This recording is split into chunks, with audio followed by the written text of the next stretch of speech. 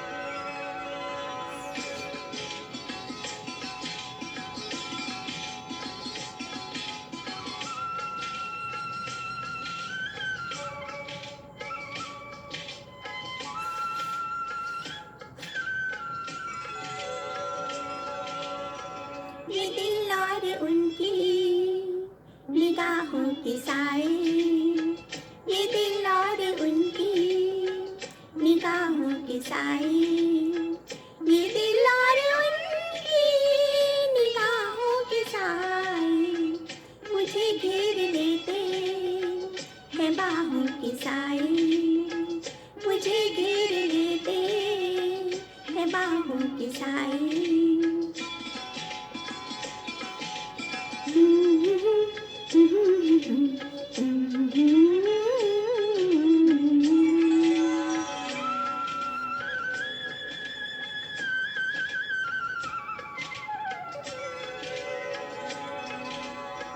पहाड़ों को चंचल किरण चूमती है,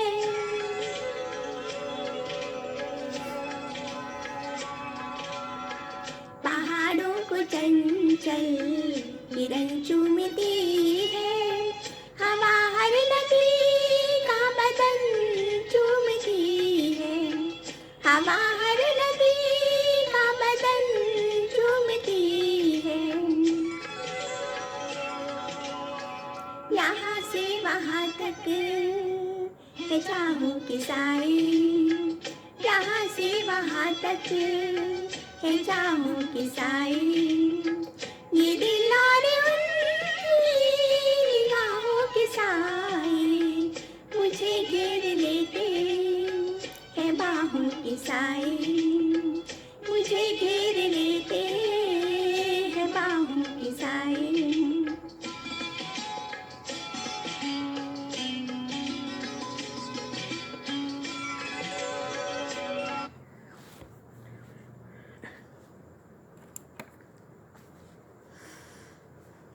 उन दिनों वह एमए इंग्लिश लिटरेचर के फाइनल में थी। बस वह उसे दूर दूर से देखते, कभी कुछ बोले नहीं, कभी उनकी शर्मीली आंखें कुछ बोलने की कोशिश करती और फिर चुप हो जाती, कभी कभी उनकी आंखें उसके सुंदर शरीर पर टिक जाती और फिर वे शर्मा के आंखें झुका लेते। पता नहीं क्यों उनका इस तरह देखना उसे कभी बुरा नहीं लगा, बल्कि मन रोमांचित सा हो उठता। वह लंबी कदकाठी लेकिन छरहरे बदन की थी। वह उनकी तुलना यूकेलिप्टस के ऊंचे पेड़ों से किया करती। उसे उनकी ख्वाबों से भरी बड़ी बड़ी आंखें बड़ी प्यारी लगती। एक बार कॉलेज जाते समय उसकी साइकिल स्लिप हो गई थी और उस दिन उसे छुट्टी लेनी पड़ी थी।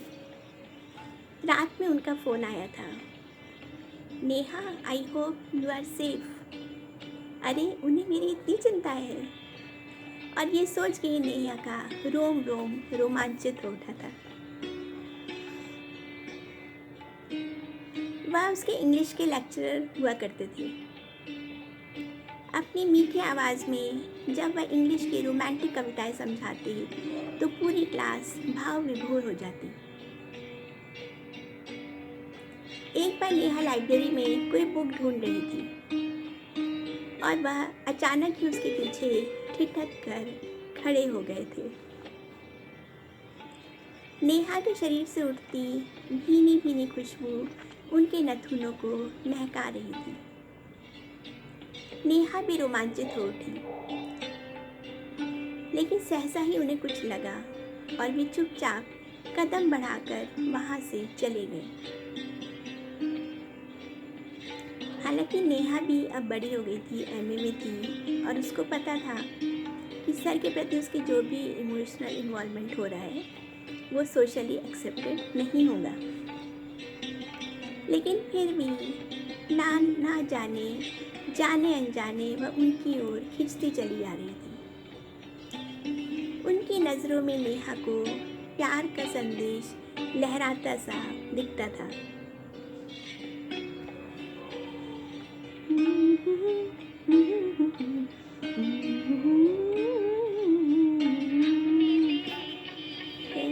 आँखों की महकती खुशबू हाथ से छू के से रिश्तों का इल्जाम न दो। सिर्फ एहसास है ये रूह से महसूस करो।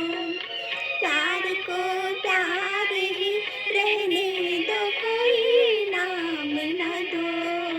हमने देखी है आँखों की महकती खुशबू हाथ से छू के से रिश्तों का इल्जाम न दो।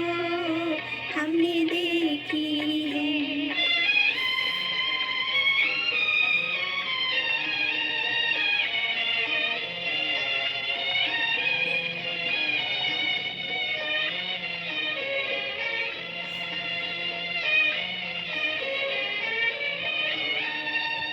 कोई बोल नहीं, प्यार आवाज नहीं, एक खामोशी है सुनती है कहाँ करती है।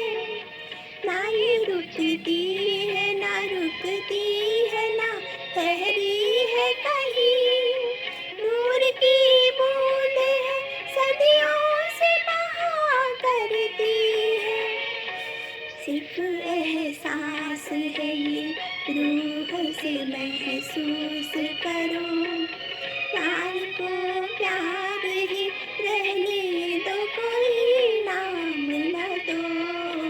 हमने देखी है इन आँखों की महकती खुशबू हाथ से छू के से रिश्तों का इल्जाम न दो। हमने देखी है।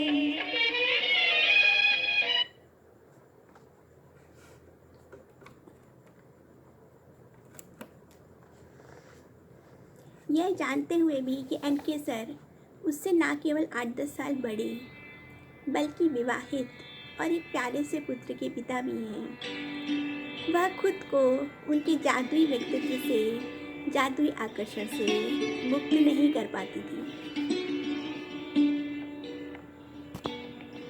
ना चाहकर भी कभी उनके पीछे पीछे एक अनजान डोर से बंध ही चली जाती, तो कभी सबकी निगाहें चुराकर उनके सुंदर भोले चेहरे को देखने की कोशिश करती।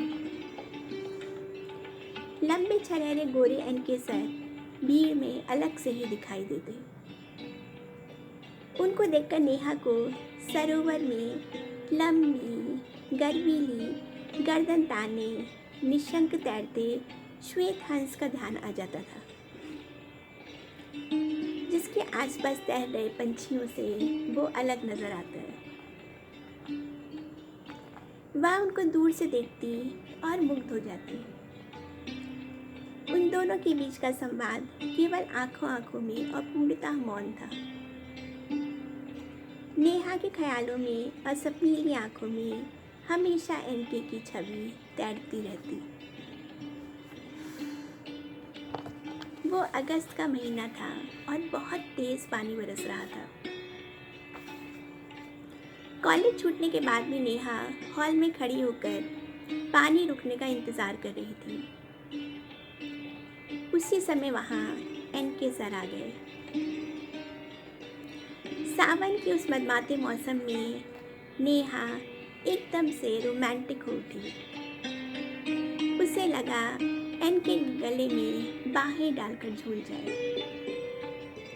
लेकिन शायद एनके उसके मन के अंदर उठती हिलोर को समझ गई थी और वो बोली, नेहा अब तुम घर चली जाओ, पूरा कॉलेज खाली हो गया है, अब हम भी घर जा रहे हैं। नेहा शर्मा के तेजी से बाहर निकल आई और भीगते हुए बरसते पानी में ही घर को चल दी। कॉलेज की फेयरवेल पार्टी में और भी क्लास में हमेशा इनके सर उसका बहुत ध्यान रखते, बहुत ख्याल करते। क्लास का कोई लड़का अगर उसके बारे में कुछ बेचा कमेंट कर दे तो एनके सर उसकी अच्छी खबर लेते थे।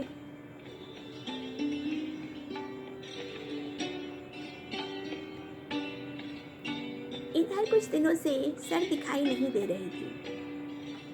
शायद सितंबर का महीना था। नेहा ने किसी तरह पता लगाया कि सर छुट्टी पर हैं, क्योंकि उनको हल्का हल्का बुखार रहता है।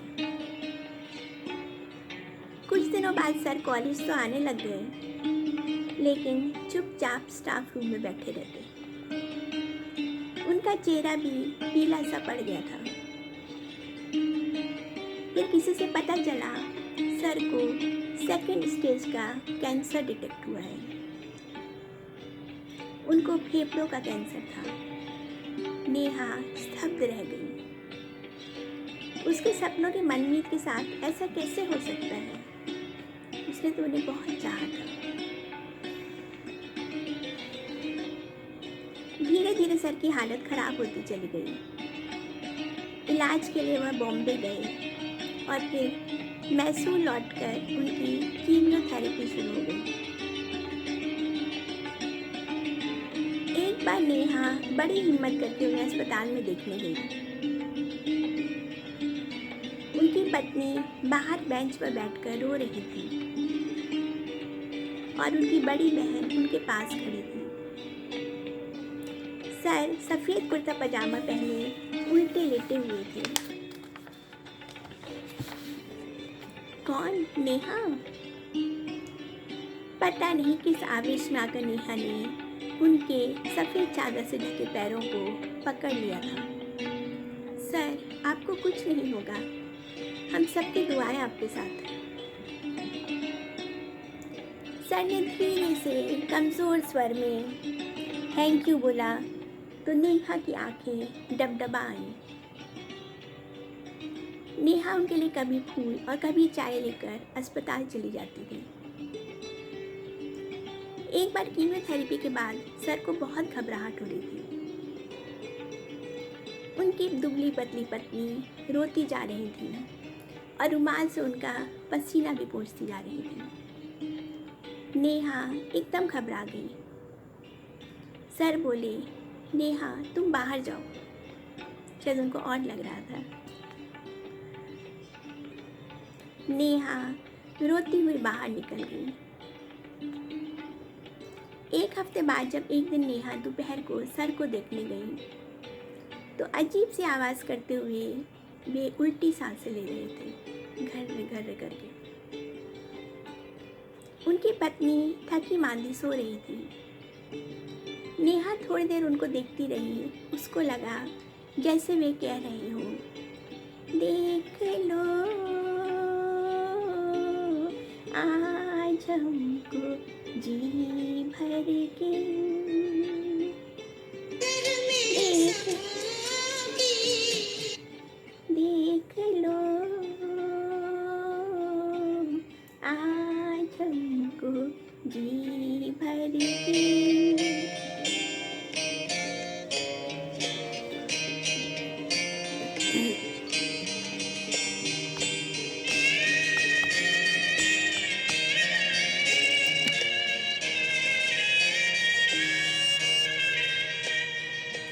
देख लो, आज हमको जी भर के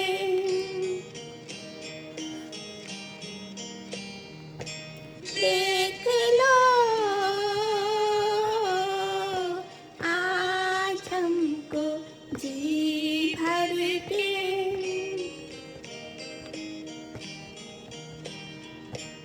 कोई आता नहीं फिर मारेंगे, देख लो, आज हमको जी भर के।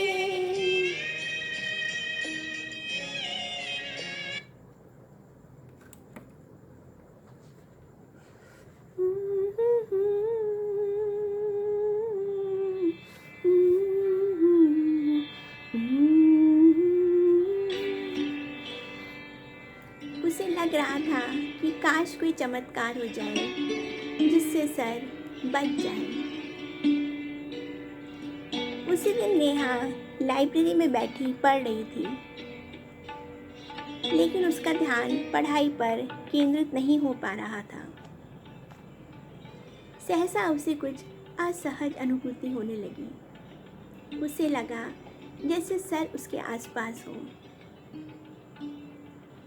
और उसको अजीब सा रोमांच होने लगा। थोड़ी देर बाद ही उसके एक क्लासमेट ने आकर बताया, Neha, sir has expired. Neha अचंभित सी रह गई। ऐसा कैसे हो सकता है? 3 महीने में ही किसी की जीवन लीला कैसे समाप्त हो सकती है? वह भागते हुए अस्पताल गई। अस्पताल में करुण रुदन की ध्वनि गूंज रही थी।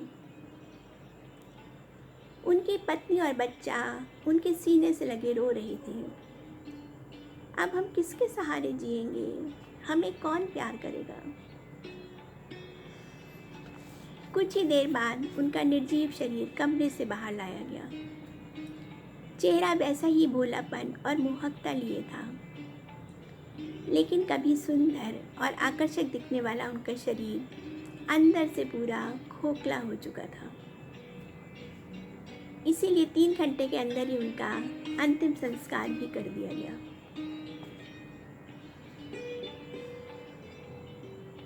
कम से नेहा इस दुखद घटना को कई महीनों तक नहीं भूल पाई थी। कई बार वह छुप छुप कर कमरे में अकेले बैठकर रोती। किसको बताती कि वह किसके लिए रो रही है और क्यों? सामाजिक मर्यादाओं की मांग यही थी कि कोई यह ना जान सके कि उसने जीवन का पहला आकर्षण शायद उन्हीं में पाया था। आज 10 साल बाद नेहा स्वयं एक बच्चे की माँ बन चुकी है, लेकिन जब भी यूकेलिप्टस के किसी ऊंचे पेड़ को देखती है तो बरबस उसे सर और उनकी भावभीनी आंखें याद आ जाती हैं।